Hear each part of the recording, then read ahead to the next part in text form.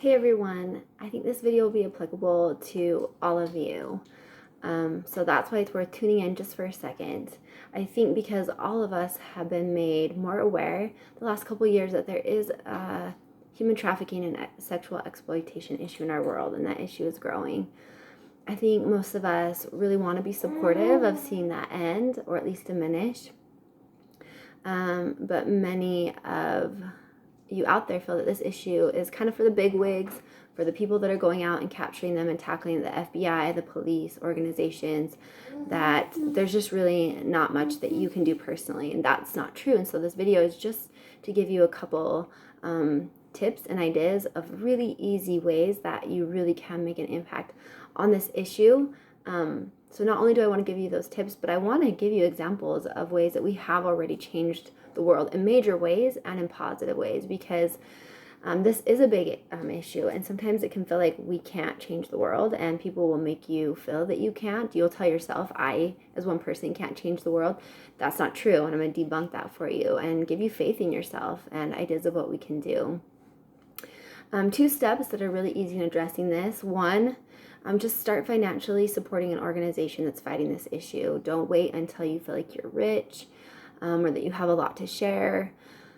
Pledge $1 a month, just $1, 5, 20, whatever you can do. A pledge is great because it makes it easy for you. That's what we want, right? We need it to be easy, not have to think about it. They'll just charge your credit card every month. I think most of us could afford $1. Do $1 today. Just pledge that.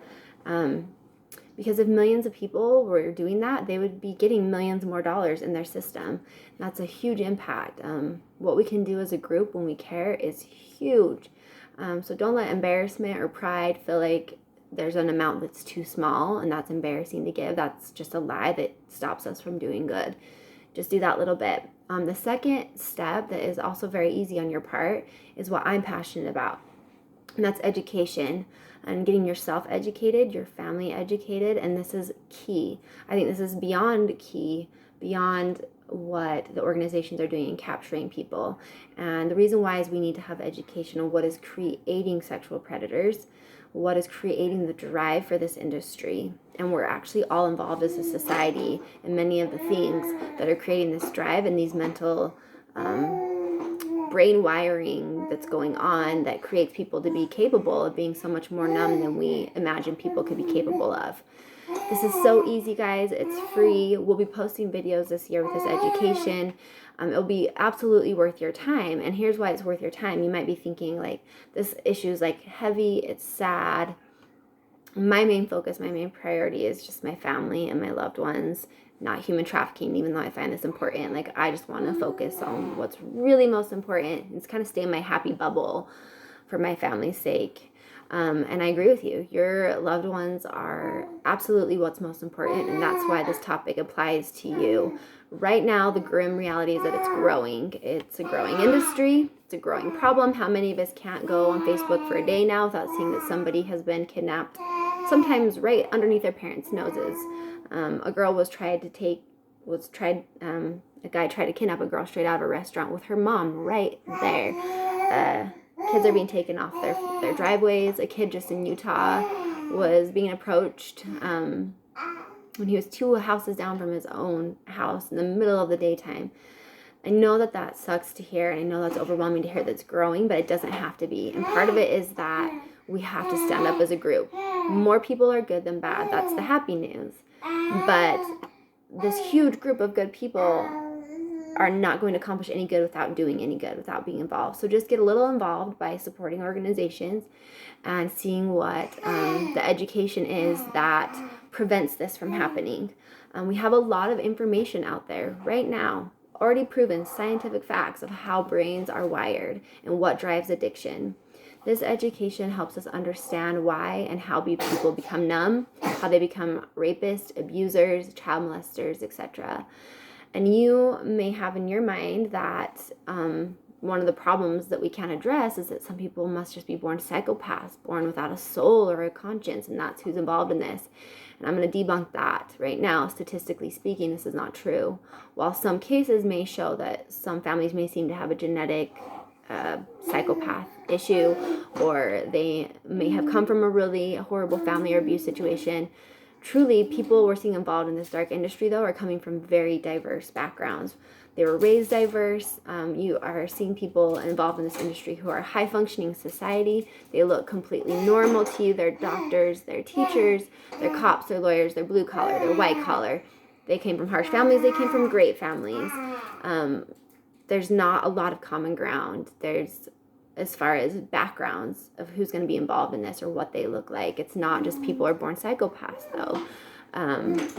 There are actually things we are doing as a society that we're a little bit unaware of. Some people are aware, but many aren't, that are attributing to scientific brain wiring that drive people to do things we wouldn't think they ever could or would.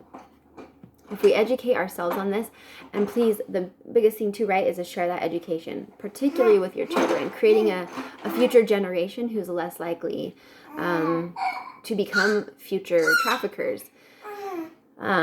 This applies to us because, in so many ways, because what is one of the worst things we could possibly imagine happening to our loved ones if they got taken into this industry and abused day in, day out? I personally want to be involved because I can't think of a worse possible thing to happen to my daughter or myself or my loved ones than to be abducted and to face the horrendous abuse that I know we don't want to hear about, but we need to.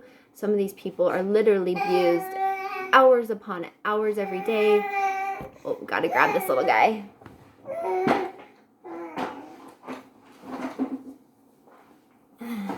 There's not much time to do much when you're a mom, huh? He's my reason, right?